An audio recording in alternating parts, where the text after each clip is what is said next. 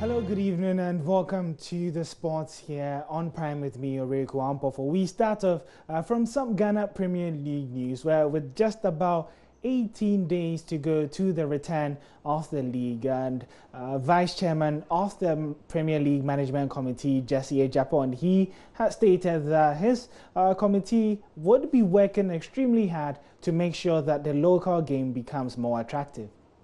What is the game today? The game is not just football being played. The game is content that people are consuming out there.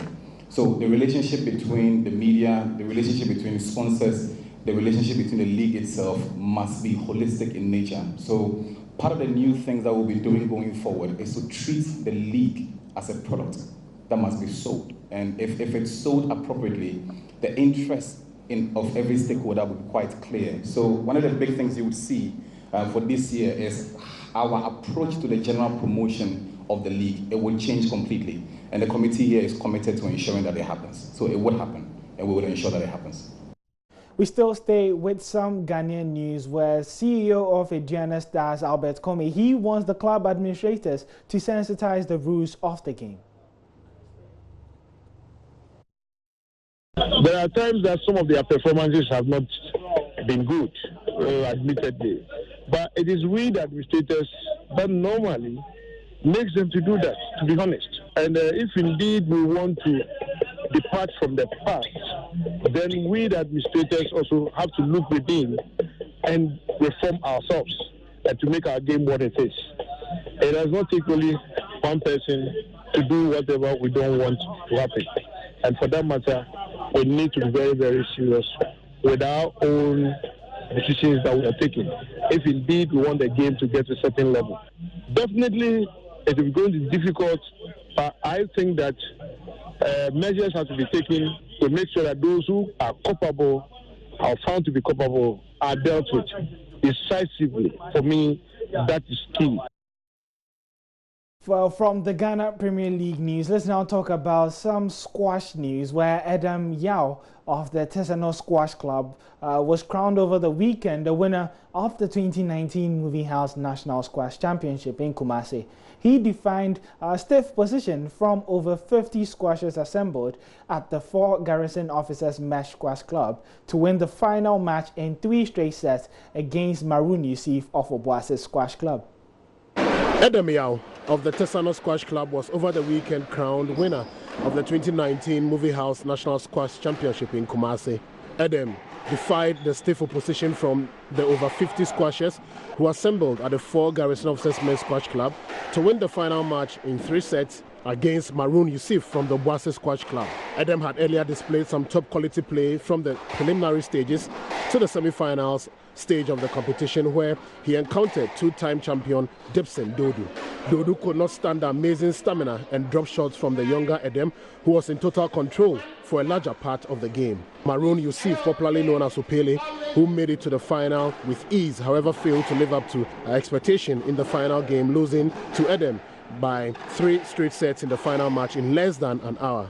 For his prize, Adam was presented with a return air ticket worth $1,450 to Dubai, plus $500 pocket money. Maroon Yusuf, the losing finalist, took home 500 Ghana cedis plus a visit to Nigeria, one of the biggest squash playing nations in the sub-region. All other participants were presented with cash awards. Adam recounts that hard work pays after defending his title successfully. A patron of the host club, Nanaya Owusu Akwenyansa, was grateful to the sponsors Movie House for their consistent support to the sport, which is gradually becoming popular amongst the youth in the country. He, however, called on other corporate institutions to follow suit by coming in to sponsor more competitions in the future. Well, let's now do some Champions League news, and as you know, today's Tuesday, and the first cohort of the Champions League are currently ongoing. Match day 6, the final match day, so destinies would be determined with regards to who goes on to the knockout round. And Liverpool, they were involved in the early kickoff. They're missing a very, very late scare though, because as at the 56th minute, Liverpool were still playing 0-0, and with Napoli leading, Salzburg just needed to win to ensure that Liverpool go to the Europa League. But goals from Naby Keita and Mohamed Salah was enough to send Jurgen Klinsmann not just into the knockout round, but to qualify as the first. They're scoring from an almost impossible one goal to help Liverpool qualify to the next round. But what about the other teams playing? Napoli earlier, they won 4-0, but that wasn't enough to give them first place in the group as Liverpool finished ahead of them. Currently, with the games going on as we head into halftime, Borussia Dortmund are drawing with Slavia Prague. They took the lead earlier through Jadon Sancho. And Barcelona, they led Inter Milan, but Romelu Lukaku equalized in the 44th minute. As things do stand, it's Inter Milan who will be joining Barcelona in the next round because Dortmund do have an inferior goal difference as compared to the Italian Serie A leaders. But in other games, Benfica are currently drawing 0-0 with Zenit St. Petersburg. Lyon are losing 2-0 to Leipzig, and that means that Lyon would not be qualifying to the next round. Ajax shockingly at home losing to Valencia by 1-0, and with Chelsea leading Lille by 2-0, it means that Valencia would end up as group leaders, Chelsea finishing second, and Ajax going to the Europa League.